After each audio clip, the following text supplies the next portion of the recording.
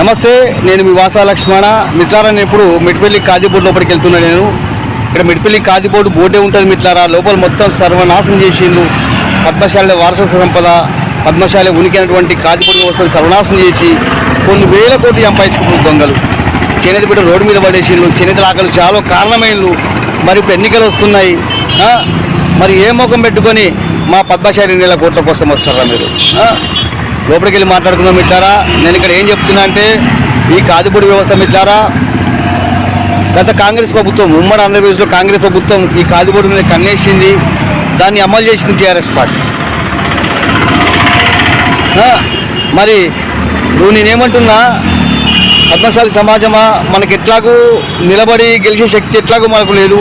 కనీసం మన ఓటు చైతన్యం చూపించి ఈ కాజీబోర్డు వ్యవస్థ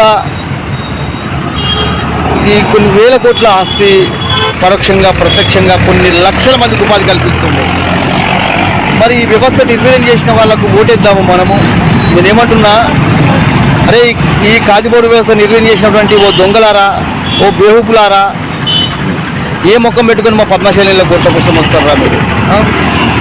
నేనేమంటున్నా, వాళ్ళకు సిగ్గు శరం ఎట్లా లేదు, మనకైనా ఉండాలి కదా. వాళ్ళకు సిగ్గు లేదు, శరం లేదు, మానం లేదు, లజ్జం లేదు. ప్రత్యేకించినట్లు మరి మాత్రం అంటారు వాళ్ళు. కాబట్టి లోపలికి వెళ్ళి ఇంకా మాట్లాడుకుందాం మిత్రారా. ఆ కాజీబోర్డు వ్యవస్థను చూపిస్తాను మీకు నేను. బాధ కలిగించే అంశం రా బాబు. ఏమయ్యా రేవంత్ రెడ్డి, ఏమయ్యా జీవన్ రెడ్డి గారు మొన్న చట్టసభల్లో శాసనసభలో దీని గురించి మాట్లాడరు. దీన్ని మొత్తం దోసుక తినాలి, మా ఇళ్ళకి వచ్చి మమ్మల్ని మోసం చేసి మా ఓట్లు గుంజుకోవాలి. కాబట్టి ఈ లోపల మాట్లాడదాం మిత్రారా. కాబట్టి ఈ వీడియోను బట్ట కట్టుకునే ప్రతి ఒక్కరు చూడండి మిత్రారా. బట్ట కట్టుకుంటూ చూడండి, అందరు కాదు మిత్రారా. నమస్తే, నేను ఇప్పుడు మిట్పల్లి కాజీబోర్డు వ్యవస్థ లోపలికి వచ్చిన మిత్రారా. బయట బోర్డు కనిపిస్తుంది కానీ లోపలికి వస్తే అసలు కాజీబోర్డుకి సంబంధించిన కనీసం ఆనవాళ్ళు కూడా లేవు. మొత్తం చూడండి, అక్రమ కట్టడాలు, మొత్తం అక్రమ కట్టడాలు.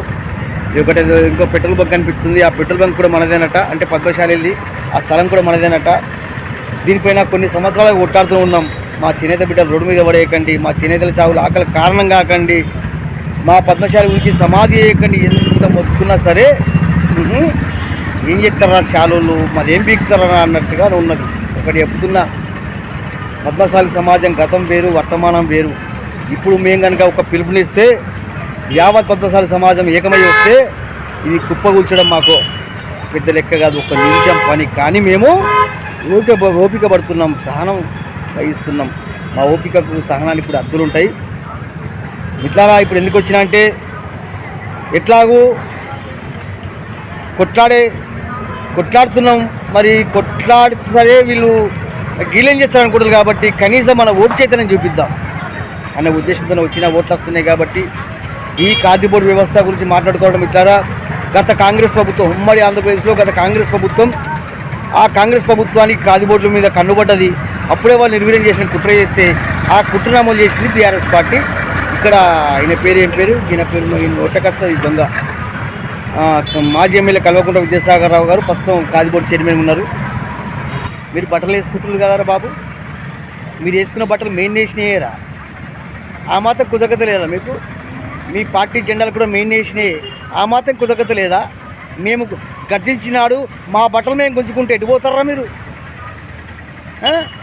ఎటు పోతారా మీరు?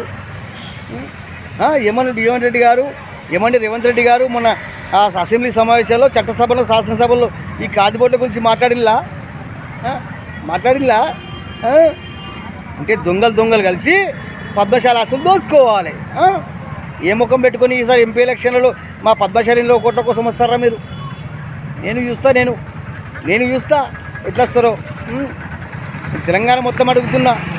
మరీ ముఖ్యంగా ఈ మిట్పల్లి కాజీబోర్డు నిజామాబాద్ పార్లమెంటు పరిధిలోకి వస్తుంది. కాబట్టి ఈ కాజీబోర్డు వ్యవస్థ నిర్వీర్యం వెనుక కాంగ్రెస్ హస్తం ఉన్నది, టీఆర్ఎస్ హస్తం ఉన్నది. కాబట్టి దొంగలు మీరు మా పద్మశాలి ఇళ్ళకు ఓట్ల కోసం ఎట్లా వస్తారో నేను కూడా చూస్తాను.